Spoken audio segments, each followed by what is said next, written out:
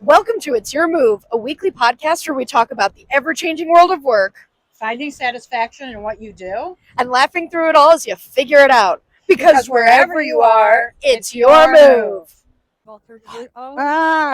That's fine. Oh, it's not you, it's the wind. This is all part of the process of recording. Take two. Hi, how was your week? Good. Happy to be back at Pat's Grill. Me too. Although it's a little windy and so our camera just blew over. Yeah. We actually were saying that we may break it up a little bit given the weather, the wind.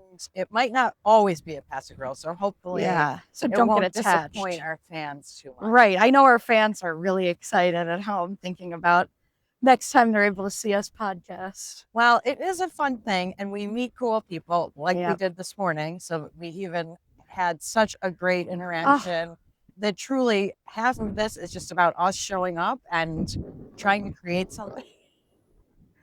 Yes. So we met a wonderful lady at the beach Yes. this morning who was out for her walk named Liz. 77 years old. She was such an inspiration, full of energy, So nice. so wonderful, a retired school teacher. Yep.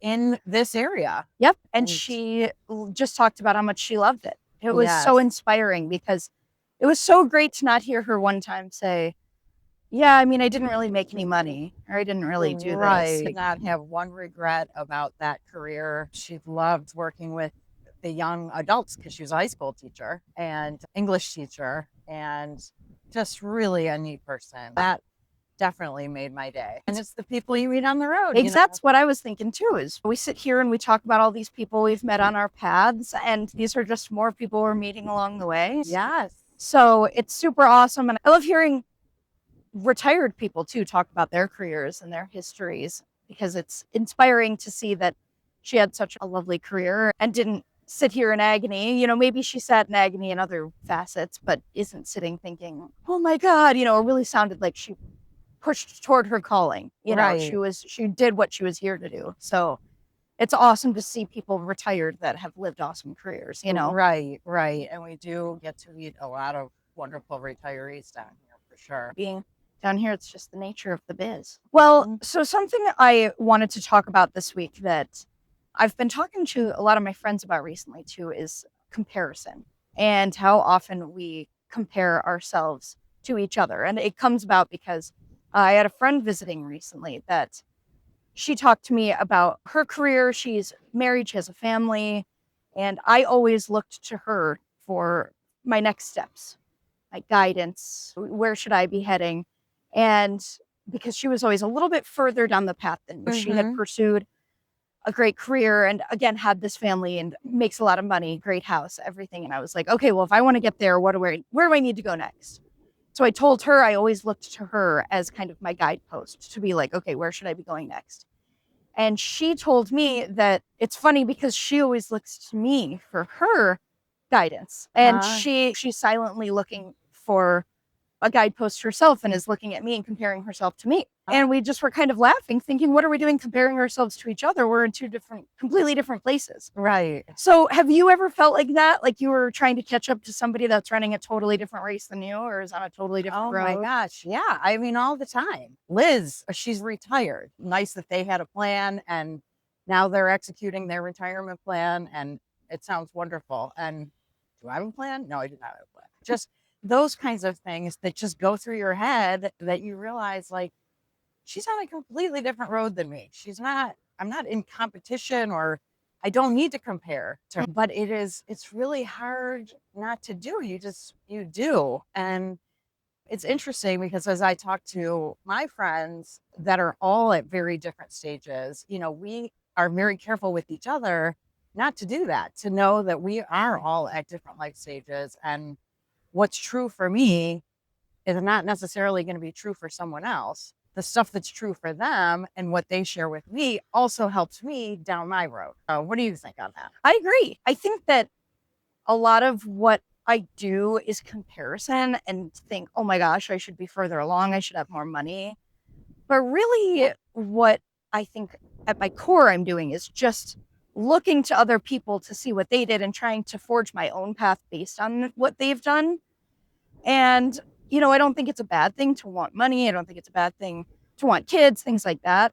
But I think that there's no way I can even take other people's steps and take them as my own. It's like I'm on such a different road that even if I looked to my friend back in Cleveland and said, oh, I wish I had as much money as them, it's never going to lead me where I need to go, because the way that they got there is completely different than the way that I'm going to get there. Right. So while it's finding community, because we want to listen to our friends and share our shared experiences and realize that we're all human and that we're all facing battles and things like that, it's not necessarily, oh, look how much better my life is. It's more, how can we help each other along the road? I remember in high school, a friend of mine said that comparison is the thief of joy, which is I love like a known that quote. Yes. Which is totally true. It's, you are looking to the people around you and thinking, I would just be so much happier if I had everything that they had. right. But I was thinking this week and looking around and thinking, I am so happy. What more could I want? Maybe some more money. But other Right. than that, I Right. have everything I could ever want or need, And I think in some ways we do the comparing in sort of a grass is greener sort of thing. We're always thinking maybe we're not on the right road, or maybe there's a better road or something, instead of just like feeling the joy. And I think joy is a really complicated emotion, and that it, you sometimes think, if I'm going to be too happy, you got to watch what you wish for, because it's going to all come crashing down. So getting used to that you can live the life absolutely of your dreams and just feel the joy all the time. Like that's, so you don't have to be looking around, looking at the car next to you. Exactly. Stay in your lane.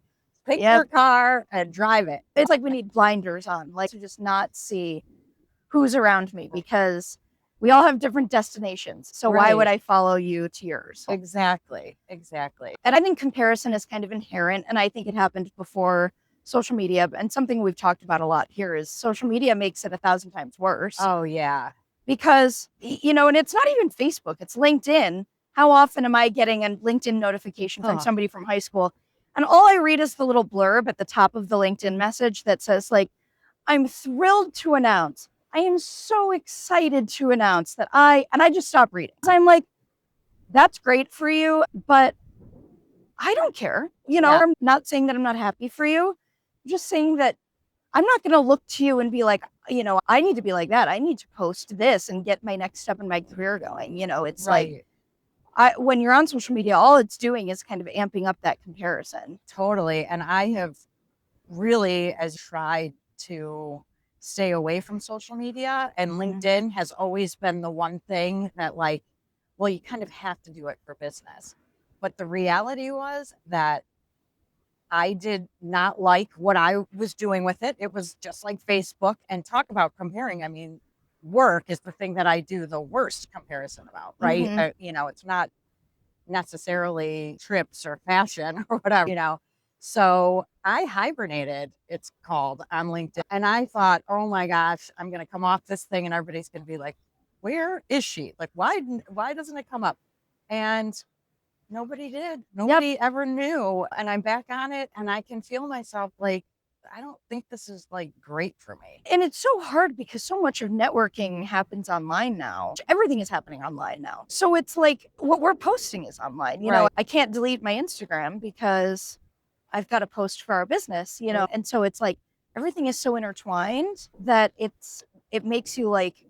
But that's also why we have been building community the past couple of years and having a private kind of group of people that we want to keep the circle smaller. So, we are doing this kind of stuff, but at the end of the day, it's really about, the circle that we're creating for ourselves. And there are technologies to do things like that now. So I think we're on the right path. I think, though, for all of us, career-wise, in the changing world of work, comparison it's just impossible, because changes that people are making, you have no idea why they're making them. Maybe they don't have any idea why they're making them. And you can't just follow somebody else's lead. You have to create your own path and follow it. Exactly. And I think that it's so easy, especially as a young person, to see other people making career moves and think, oh my God, I got to get going and like it's time to move. Do you still feel that as later in your career? Do you still see people moving and doing things and are like, oh my God, why aren't I doing more? Yeah, my hardest thing is so many people retiring, and I'm not at that stage of my life. And so I don't have a lot to compare to. One is the Gen X is a small generation. So I knew a lot more baby boomers than I know Gen X, and I'm the oldest Gen X. I definitely think I'm somewhat of a trailblazer just because I'm in the oldest Gen X, and the way I've done my career is different than the people who have gone before me. I think it's a great setup for this changing world of work as I've had to keep adapting. But yeah, I don't see much on there that could really. I am looking at the younger people and seeing what they're doing. I think that's helping me a lot in my work so that I understand kind of what's the hot topic in their careers. And, when you were younger, did you compare yourself to people even though there wasn't social media? Oh yeah, but we could only compare ourselves to the people that were around us. Yes, in the banking community, we're all friends, but we were also competitors, I guess. Right. But kind of like it was at Disney, that was your community, Right. was in person with the people around you. That's obviously very different now. But yeah, you would always look at who's doing what and then try to figure out where you wanted to go. It's funny because we've been talking about weddings and marriage and things like that this week. And if you kind of compare it to weddings, like when I look online and I look at people's weddings, it almost just feels like everybody's trying to just one up each other, just like a little bit on the weddings. They're trying to make it really great, but then have something really special or really different. And I feel like even we were talking about your wedding this week, but thinking about the colors and the flowers and everything, it's like, you didn't have as much to compare to, but you were still, I remember you still saying like, oh yeah, that was the thing to have at the time. Were the colors at the time. That's Right. what people were doing, Right. So And we did have one piece of media, which was the Martha Stewart wedding book. Many of us had. So we looked to that for our guidance. Maybe I should look to that Yeah, if I ever get married. Oh, it's a great book. And I just think that, I guess, kind of comparing it to weddings, it's like people are looking online and it's like constantly trying to a little bit just one up each other on the careers, on the stages of life. And so staying strong is harder than ever. Right. It's hard to just say, this is how my career is going to go and this is what my life is going to look like. And people are just going to have to deal, because how can you do that when everything is so publicized all the time? Right. You know what I mean? Right. So it's interesting because being countercultural has been a huge theme throughout our family's lives. We've done things that have been kind of against the grain. When you guys moved to Florida and when I went to community college, when I didn't take a traditional career out of college, things like we were kind of always going against the grain. And I always found a lot of fun in that, but a lot of people don't find fun in that. They find it's very uncomfortable. And I'm not saying that we're holier than thou. That's not what I'm saying. Just saying that it's when you go against the grain, it can be a lot more fun than And it's your own. Hi again. I just love that, Liz. She was so nice. Oh, I know. She is wonderful. Did bring up a good point, though. Oh, yeah. That teachers don't make a lot of money. Well, and who she married. So Liz stopped by when we were talking about comparison, and we were talking about how awesome it was that she stayed true on her own path and everything. And it had nothing to do with her husband that made a lot of money. Let's just pretend that's not part I of mean, it. that is obviously at the root of all of this, is that nobody's coming for you. We have to make it our own way, and that is what work is all about. It's about making the money to be able to do the wonderful things that you can do and that you want to do. Your choices in your trade-offs and how much is enough and all of those kinds of things. So in a partnership, sometimes there is one that's making more money than the other one. Totally. I mean, it's that's okay. I mean, that's great. And I also think something that Angelina and I have been talking about a lot recently is how many people we are comparing ourselves to that have situations completely different than ours financially. Like, is everybody just pretending that their parents aren't paying their phone bill and that their husbands aren't making a lot of money, or maybe their wives aren't making a lot of money? You know, it's like, I talked to a good friend of mine recently who bought a house, and I was like, oh, that's super exciting. And they were like, oh, yeah, well, my mom gave me the down payment for it. Right. You know, and it's like, well, okay, there you go. You know, it's like people post these things all the time. Right. And it's not, I mean, good for them. But back to the comparison thing, we cannot be comparing ourselves to that. No. And I mean, again, I'm so happy for them. It's just that that's why this changing world of work right now is actually a huge opportunity for people like us, because if we didn't have families that supported us or whatever, there's still a ton of opportunity for creating things, making money from creating it. Right. I love that the world of work is changing and that there's so much more that you can do digitally and all Right. of those things. I think it's a huge opportunity for people like us. Absolutely. But I think back to, like, absolutely don't do the comparison, because Right. it's just everybody's story is so different, and you can do your best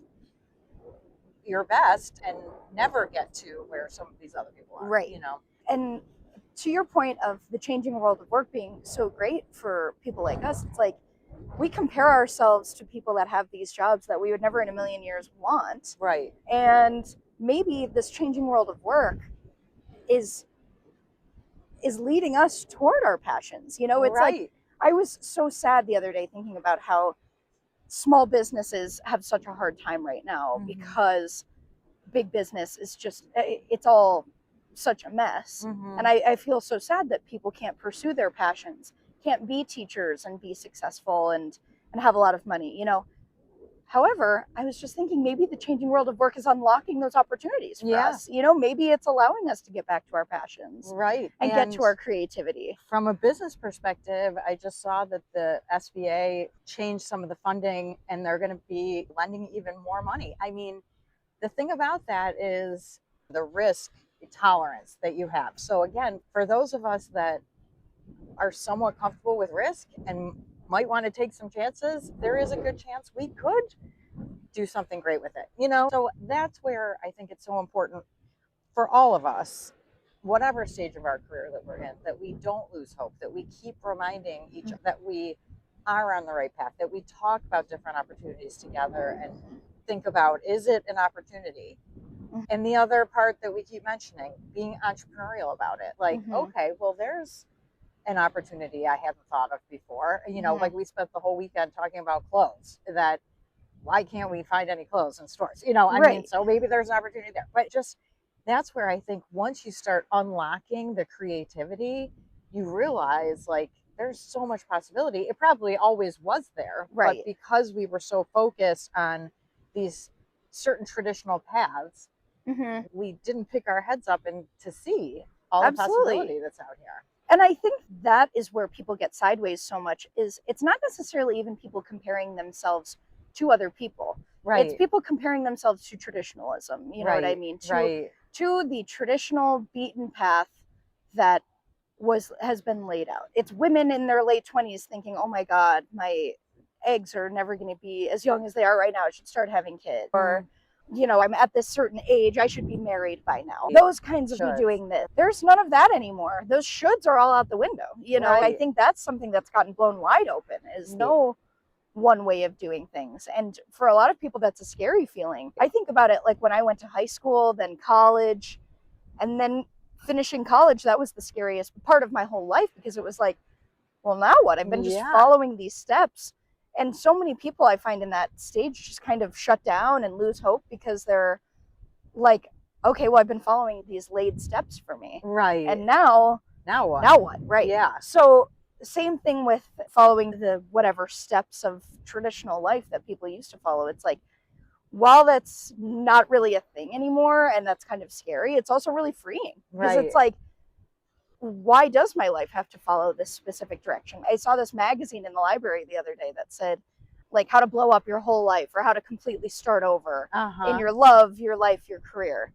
it's like there is just something so fun to me about just totally wiping it all away and starting, but I think that's also But the good scary. news about the way that we do this is that we created our visions. And Mhm. so there's nothing to blow up because we know we're on the right path. It's like you see other things and you think sometimes, oh, maybe I should go that direction. But you also realize, like, it's been a lot of work to get here, to get to this milestone. And not to say that you're not going to change as you go, but like, you're probably not going to blow it all up. Now, the only big blow up would be if you decided to move to a different location. But even then, it ties back to work, right? Mhm. Because especially a lot of the kind of fun locations are more expensive places to live, Yeah. So it's interesting. And you're always kind of comparing in your head all the time. Yeah. And just trying to stay true to yourself and true to your path and having your routines that get you grounded and back on the road when everybody is whizzing by you. Right. And do you have any advice for people that they are comparing themselves so terribly and they found themselves maybe in a position that they're really unhappy in because they've followed other people's steps, listened to other people's opinions, and now they're really, really unhappy? It's interesting you say that because lately I've been talking a lot about how do you actually change the way you think about it? Because I do think work in and of itself is not fun, right? But maybe it's just how you're looking at it. And, Yep. and, are you looking at how this is supporting your other priorities in your life and where it fits from work-life balance? And we've talked about stack ranking. Like I've used a process for making job decisions that I put my priorities on little note cards and then I stack rank the note cards because everything's a trade-off.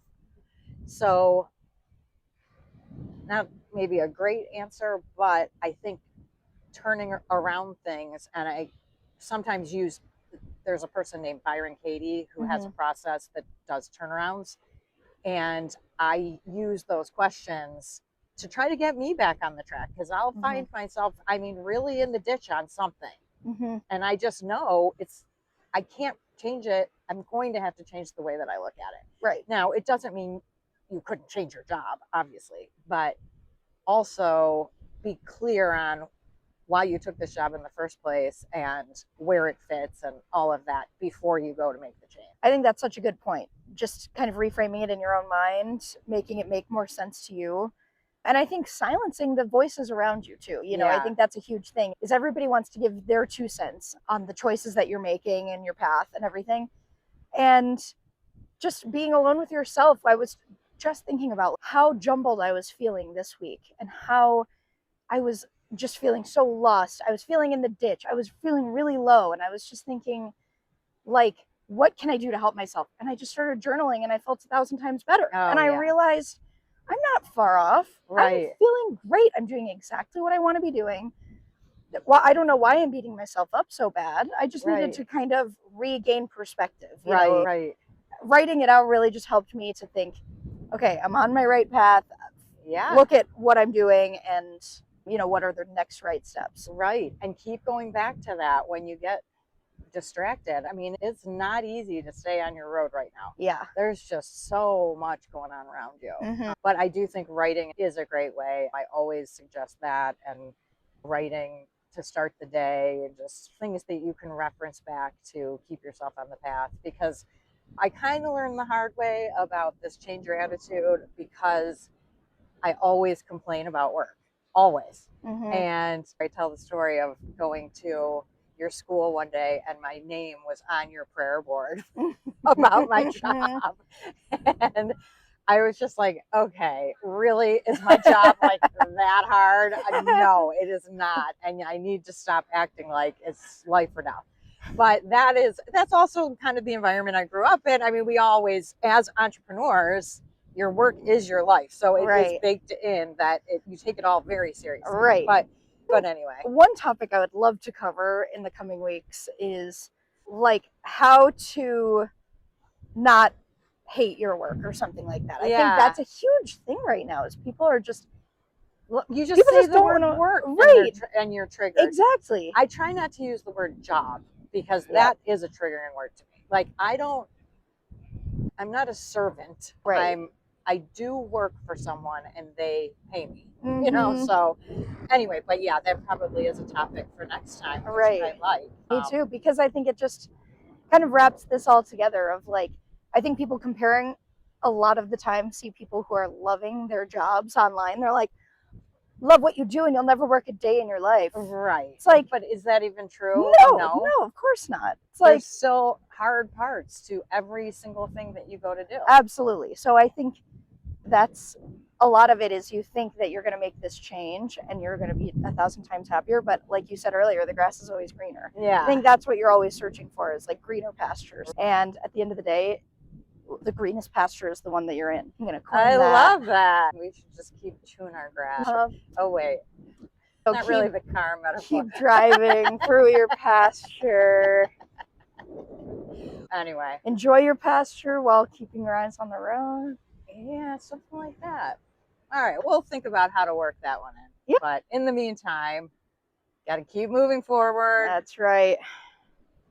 And remember that it's our move, It's right? our move. It's your move. And whatever you do next, just make sure it's your move. Right. It's Not anybody else's. Yep. Awesome. Well, cool. Should we wrap up? Let's wrap it up. Well, All thank right. you for taking the time and thanks for listening. And we'll talk to you next time. week. Yay. All right. Thanks. Bye. Bye. Oh my God. Wow, what a great podcast. Thanks everyone for tuning in. Join us next week. We're going to talk more about the ever-changing world of work because wherever you are, it's your move. Look at the sea we go. That's good.